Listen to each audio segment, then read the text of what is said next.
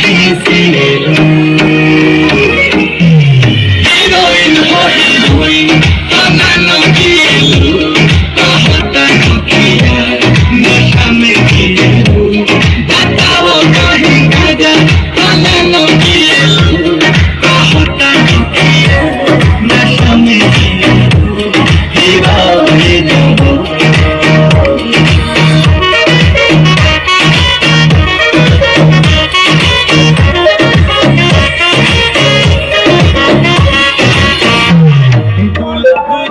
खिलल बारू तू भंवरा से